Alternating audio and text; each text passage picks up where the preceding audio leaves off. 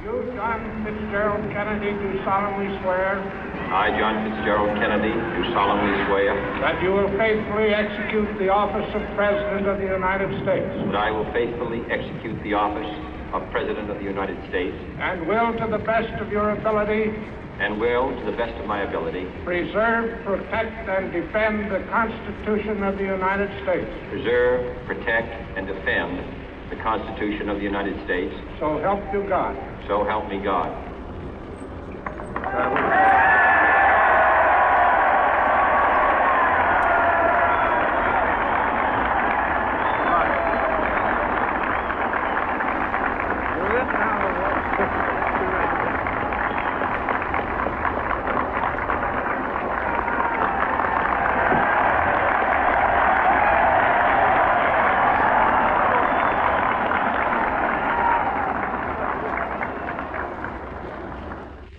Vice President Johnson, Mr. Speaker, Mr. Chief Justice, President Eisenhower, Vice President Nixon, President Truman, Reverend clergy, fellow citizens.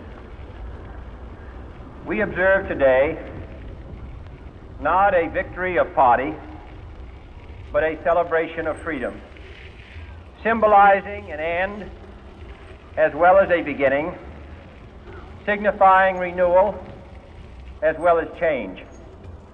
For I have sworn before you and Almighty God the same solemn oath our forebears prescribed nearly a century and 3/4 ago.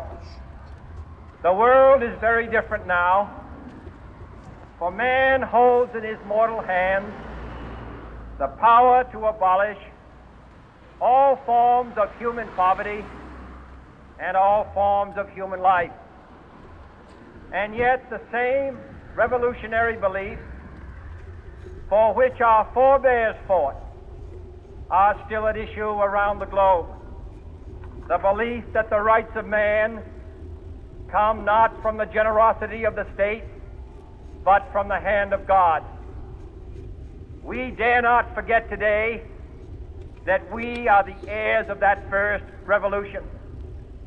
Let the word go forth from this time and place to friend and foe alike that the torch has been passed to a new generation of Americans born in this century, tempered by war, disciplined by a hard and bitter peace, proud of our ancient heritage, and unwilling to witness or permit the slow undoing of those human rights to which this nation has always been committed and to which we are committed today at home and around the world.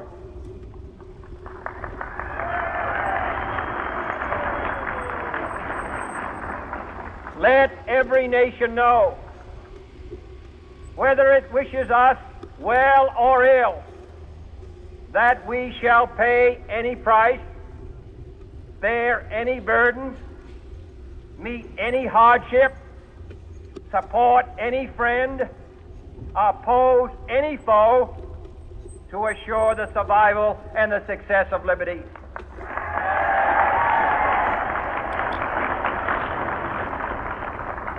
This much we pledge and more. To those old allies whose cultural and spiritual origins we share, we pledge the loyalty of faithful friends. United, there is little we cannot do in a host of cooperative ventures. Divided, there is little we can do, for we dare not meet a powerful challenge at odds and split asunder.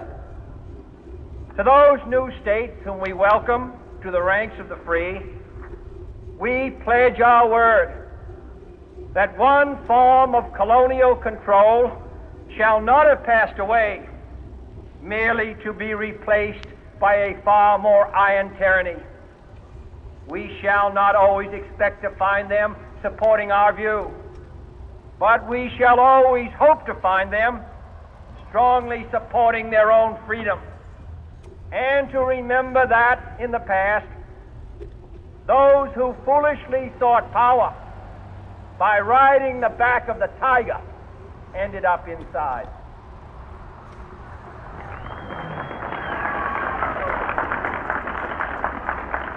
To those people in the huts and villages of half the globe struggling to break the bonds of mass misery, we pledge our best efforts to help them help themselves for whatever period is required, not because the communists may be doing it, not because we seek their votes, but because it is right. If a free society cannot help the many who are poor, it cannot save the few who are rich.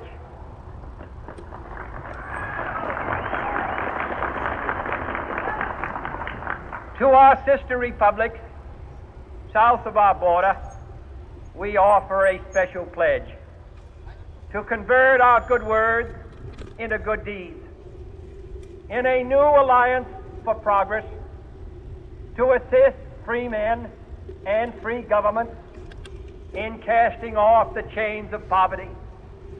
But this peaceful revolution of hope cannot become the prey of hostile powers.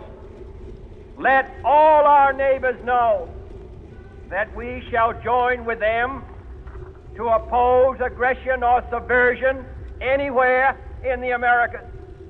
And let every other power know that this hemisphere intends to remain the master of its own house.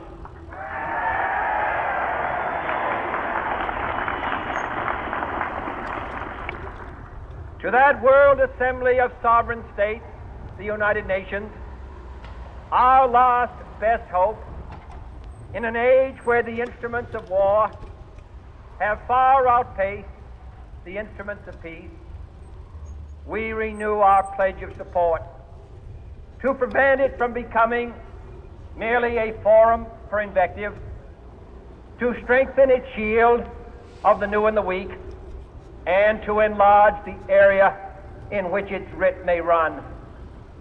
Finally, to those nations who would make themselves our adversary, we offer not a pledge, but a request that both sides begin anew the quest for peace. Before the dark powers of destruction, unleashed by science, engulf all humanity in planned or accidental self-destruction, we dare not tempt them with weakness, for only when our arms are sufficient beyond doubt can we be certain beyond doubt that they will never be employed. But neither can two great and powerful groups of nations take comfort from our present course, both sides overburdened by the cost of modern weapons, both rightly alarmed by the steady spread of the deadly atom, yet both racing to alter that uncertain balance of terror that stays the hand of mankind's final war. So let us begin anew, remembering on both sides